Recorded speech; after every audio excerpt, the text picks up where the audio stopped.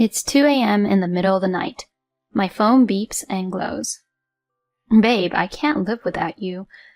Hey, it's dark in front of me. My heart is in pain. Am I screwed up already? Hey, I'm in the other world now. The constant WhatsApp notifications and scary messages. I was dismayed that the other world was within range of my phone. I was also disgusted with myself for dating such a man. Hi, I'm Jenny. I've been longing for a job since I was a little girl. I am 27 years old, working hard every day. My friends are starting to get married here and there, but I still enjoy spending time and money for myself. I have a boyfriend, George, whom I have been dating for a year. We have been friends for a long time at our university. I was surprised when he suddenly confessed his feelings for me last year. But he is refreshing and has a sincere personality, so I accepted it willingly. I gladly accepted.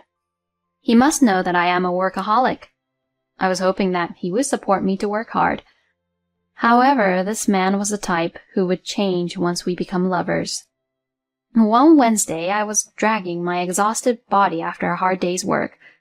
I boarded the train on the opposite platform from my house. I headed for his apartment. As soon as I rang the intercom, he opened the door with a rush. Jenny, you're late. I missed you. I lightly push aside the 27-year-old man who tries to mimic crying at the doorway and enter the room. I told you, I was going to be late due to a meeting today. I miss you, you know? Yes. Jenny, that was cold. You used to be so nice to me. Really? I brush off his dissatisfied expression as he puffs out his cheeks. I heat up the half-price sticker lunchbox I bought at the supermarket in the microwave. Although he came home first and called me over, he doesn't even make me a cup of tea. Listening to him babbling on and on, I ate my meal, put the garbage away in a plastic bag, and got up. What? You're leaving already? I have work tomorrow. Oh, I'll miss you. Why don't you just stay? It's a long way from work. I'll come visit you again this weekend. Huh? I almost let out a sigh at the man pouting his lips. I miss you, I miss you, I miss you. It's all he keeps saying. I mean, I miss you too, because you insist on seeing me. I came to his apartment in the middle of the week in the opposite direction from my own house. He doesn't even know how I feel, and he stares up at me with staring eyes. And then he says the usual line. I know. We should get married soon and live together, don't you think? Good night. I said a quick goodbye to him and covered his lines. I left the room as if to run away. As a friend, he was honest and straightforward. But as soon as we became lovers, he turned into a spoiled, dependent type. Daily good morning, I'm on my lunch break with a picture of his meal. I'm back home. Message is a matter of course. At bedtime, I'm lonely to go to bed alone. He expects me to call him until he falls asleep. On weekends, of course, he is all over me. And when I try to go home on Sunday night, he stops me with crying. I can understand if we are just getting to know each other. Does he really love me that much? Some woman might be like, oh my god, he loves me so much. But I went out with him in the first place because I thought he was easygoing. I had no way of knowing that he would be so attached to me at all hours of the day. And it had been like this for the entire year we had been dating. Furthermore, while I was staying at his apartment, he forced me to do all the housework. In fact, he doesn't even vacuum on weekdays because I do it on weekends. The garbage from his lunch boxes and cup noodles that he would have eaten for dinner, the trash are piled up in the sink for the whole week. He puts all this on me, leaning on me like that, which made me exhausted both physically and mentally. While he could sense my exhaustion and frustration, he has no idea what's wrong with him, just because he was lonely, and just because he wants to hold on to me. He says, let's get married, right off the hook. Recently, he asked me, if we have a baby, can we be together forever? He started to say such a disturbing thing. A child with him is outrageous. This man is like a big baby. I've known him as a friend for a long time, so I have sentimental feelings for him. We have a lot of mutual acquaintances, so it's a little awkward to break up with him. Moreover, his outward appearance is fresh and good-looking, so people like him. If I make a bad move, I might become the bad guy and people might not like me. Still, I can't think of marrying him because I can't stand him. I began to think seriously about breaking up with him. One day out of the blue, I received a message from him saying, I have something important to tell you. Is he seriously going to propose to me? Or did he finally run out of love with me, the cold, workaholic person I am? I feel bad that I hope it's the latter. Depending on what he said, I decided to break up with him and arranged to meet with him. The day of our agreement. At the coffee shop where we were meeting, what came out of his mouth were unexpected words. I have cancer. What? I was stunned by what I had not imagined at all. Is it bad? When I asked him fearfully, he nodded his head while trembling. If I have an operation, it might be cured. But if it fails, I will probably have 6 months remaining. Oh no! The word life remaining made the blood in my head drop suddenly. I don't know what to say to him. He smiled brightly at me as if he feared for me. I'm sorry. You're busy and I have to talk to you about this.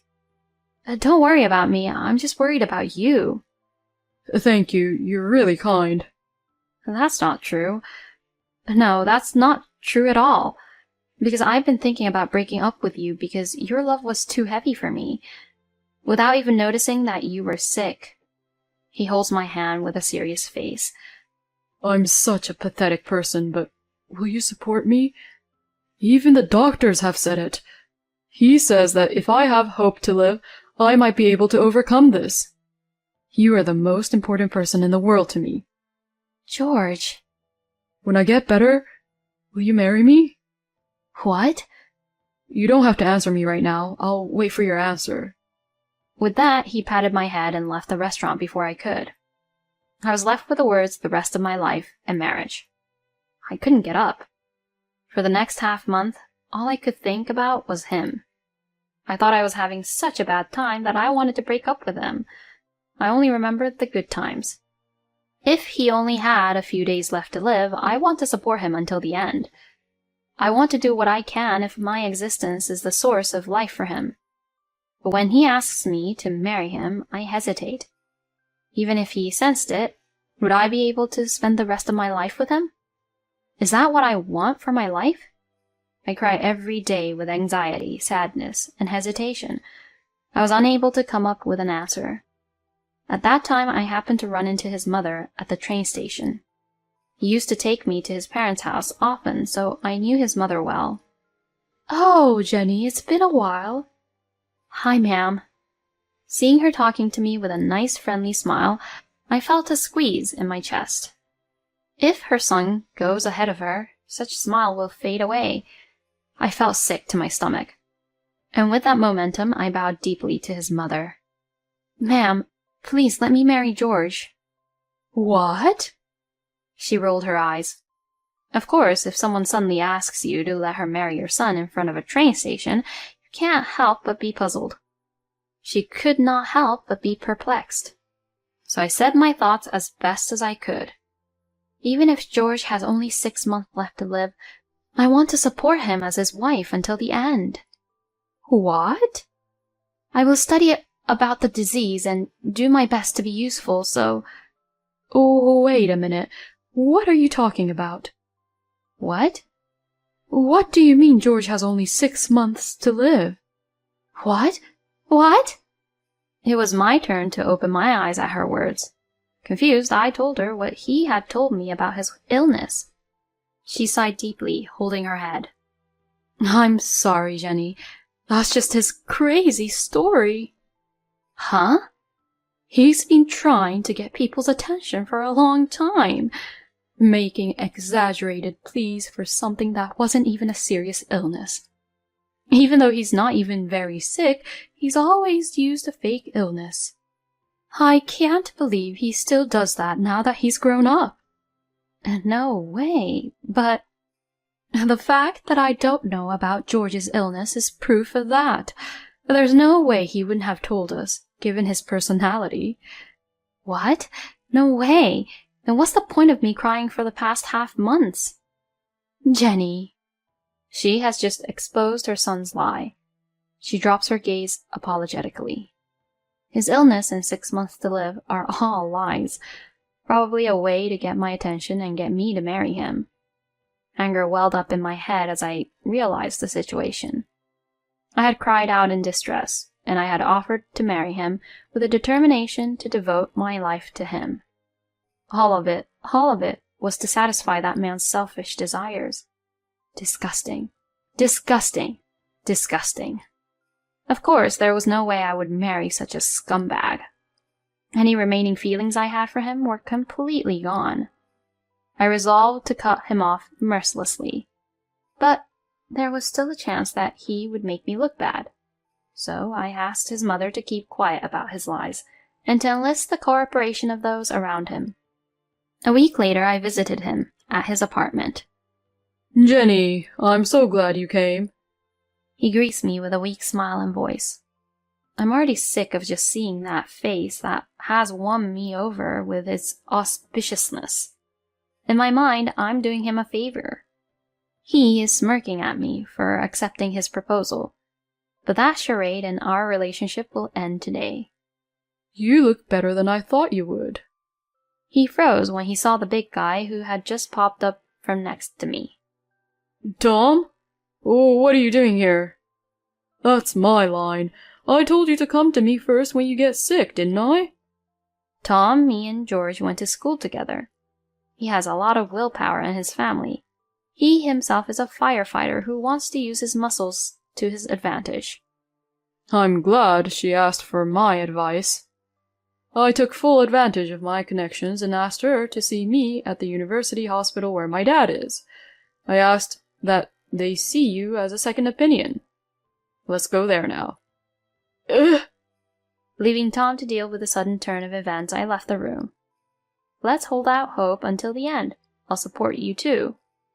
Well, how about the marriage then? Let's go. No, I'm fine. Don't be afraid, you're a jerk to be shy to me. Oh no, that's not what I meant.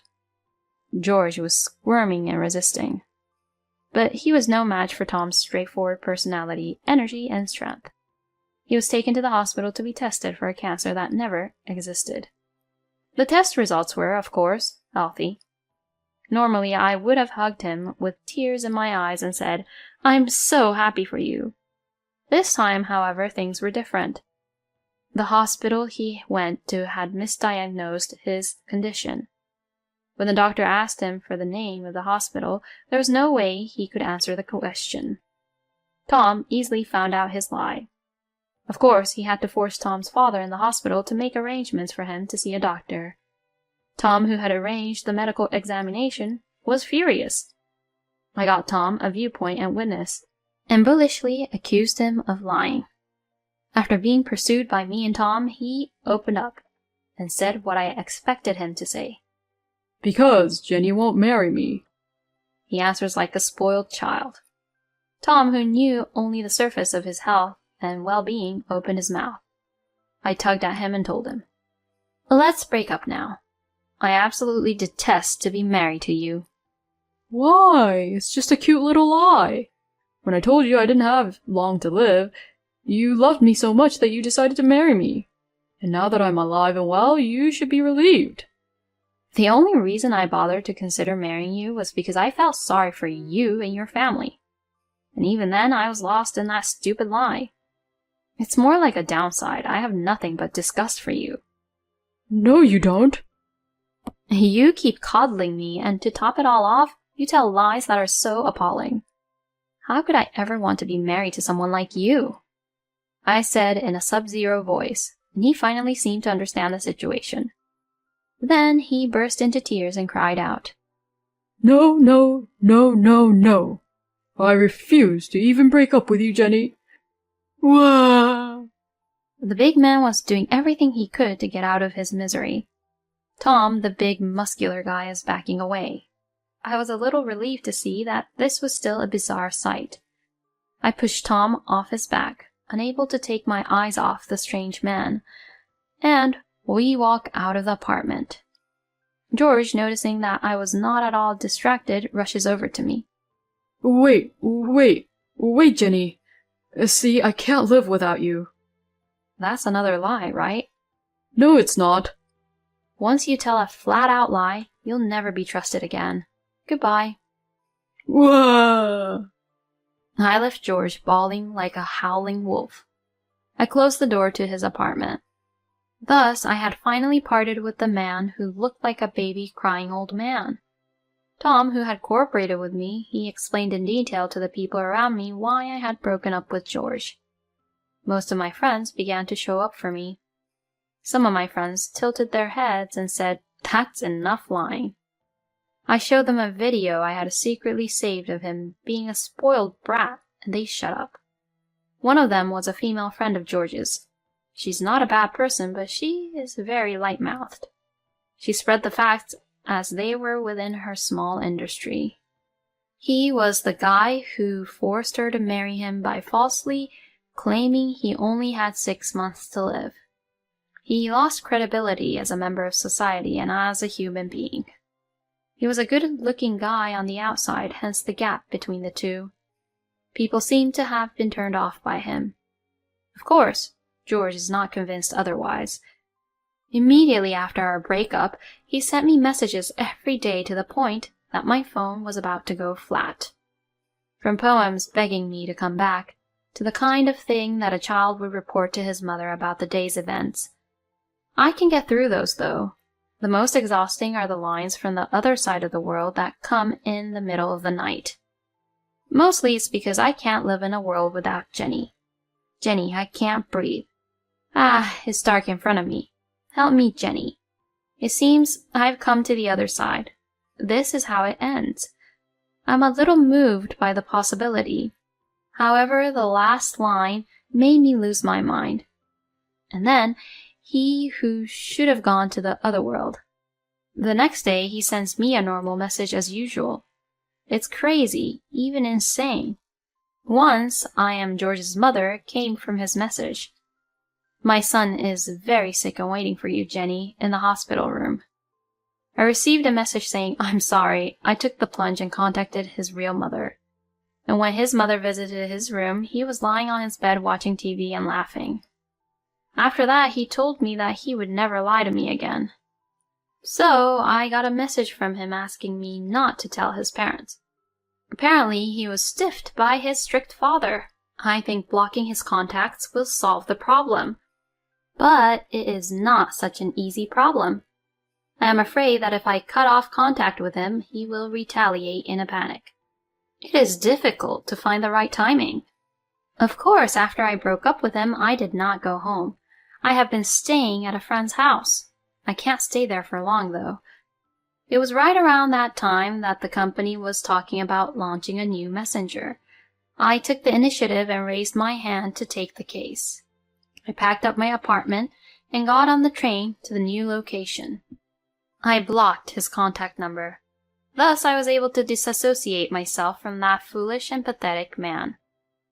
5 years later, I am now 33 years old and still working as hard as ever. But on my left right finger is a platinum ring. A ring which I didn't have back then. Actually, 6 months ago, I got married to a colleague from my office. My husband was attracted to the way I seemed to enjoy my work. He promised to support me, so that I could continue working after marriage. We both share the household chores, so there are no major burden that interferes with my work. We have also decided to work together to raise our children. Friends who work with George occasionally report his dire situation. He has lost his credibility and his work is not going well. Apparently, even when he gets a new girlfriend, he is quickly dumped. Even at 27, he's in pain, but he's now a 33-year-old man. It would be an even worse sight if a 33-year-old guy was turning into a baby. And he seems to be constantly looking for me saying, "I'm sure Jenny will return." and he seems to be looking for me. And he's saying Jenny is just being mean. He says that someone should tell me that George is not mad at me and to come home. And apparently he's also having horrible delusions of being a good guy. Of course, there is no way my friends will help him with that. Instead, they get angry and just leave him on his own. I am so glad that I kept the people around me on my side. And he is a very lonely person. He must be very much distressed by his loneliness. Relationships between lovers and married couples that only depend on one person for support will be exhausted and will fail. So he closes his eyes to the unpleasant aspects of the relationship. I'm so glad I wasn't carried away. I am very glad that I did not decide to get married. I met my husband, who is the most understanding and supportive person. I was able to have a family while continuing to do the work I love. I truly feel happy from the bottom of my heart.